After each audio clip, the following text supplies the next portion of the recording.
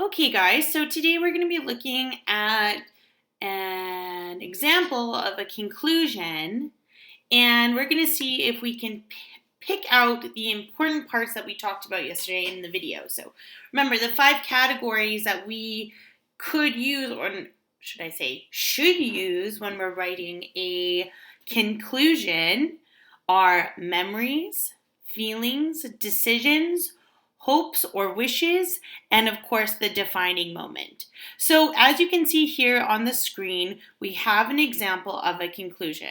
Let's read through it first before we start trying to identify the memories, the feelings, the decisions, and the hopes and wishes, okay?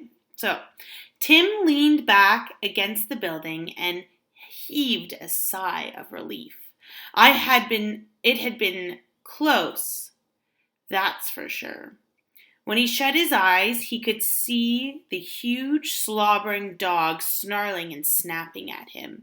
He knew that if he ever wanted to explore the junkyard again, he'd check first to see if the dog was there, and he'd come armed with some dog biscuits or a very big bone. So, looking back at this, let's go over it and see if we can pinpoint the memories, feelings, decisions, and hopes or wishes. So Tim leaned back against the building and heaved a sigh of relief. So relief is a sign of feeling. So I'm not going to underline it, I'm just going to make it red. Okay? A sigh of relief, meaning that he's feeling relaxed and good about the situation. It had been close, that's for sure. When he shut his eyes, he could see a huge slobbering dog snarling and snapping at him. When he shut his eyes, he could see. So that sounds like a memory to me. So memories of the main event are blue.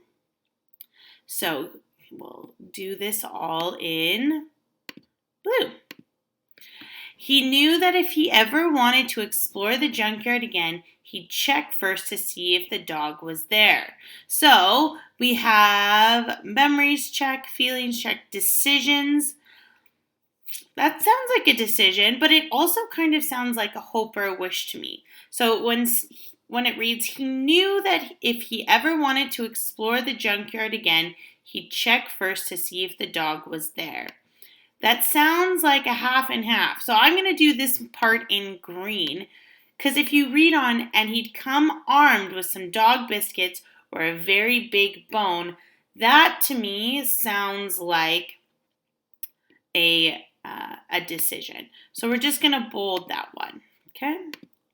So we have been able to identify the memory, the feelings, the decisions, the hopes, and the wishes. So our feeling is the sigh of relief. The memory to the main event, so it's taken us back to what happened in our big problem, which is that there was a huge slobbering dog snarling and snapping at him. His hope is that he does get to go back to the junkyard again, but his decision is that if he goes, he'd check first to see if the dog was there, but he'd also come armed by bringing his dog biscuits or a very big bone. So heading into the next question, what do you think this story was about? Use this ending to summarize what probably took place in the story. So here, I'm guessing that it was Tim going on a trip and came across a junkyard. His curiosity got the best of him, and he decided to explore. He did not realize that, should probably fix that spelling, realize that there was a guard dog. So I'm guessing that that's what the story's about, and maybe his adventure in getting away from the dog. and use this ending to summarize what probably took place in the story. So as you can see here, I've kind of summarized what I think has kind of taken place because of what I've learned from this ending. And as you can see, if you are having a kind of a hard time understanding or coming up with what maybe the main problem of the story was about, well, you can always return to his memories, right? When he shut his eyes, he could still see a huge slobbering dog snarling and snapping. So we know right away that there's some kind of dog involved. We also know where the setting is taking place because it's in the junkyard, right? We also know that at some point Tim probably was really scared and nervous because now that he's away from the dog, he's feeling very relaxed with a sigh of relief.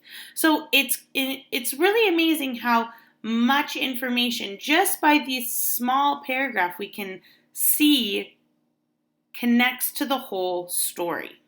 Okay? How it brings it back to the story, how we connect back to that main problem, how we connect back to the setting, and also it tells us a little bit about how everybody is feeling and how our main character is feeling, okay? So what you're going to do is, for your assignment today, is you are going to be given 2 other examples. One about Mary and one about Doris, okay? Because you don't have access to outline in green, blue, and black, what I'd like you to do is head to the assignment button for more instructions, okay? Once you get to that assignment button, it'll tell you how exactly I want you to respond to this assignment. Okay?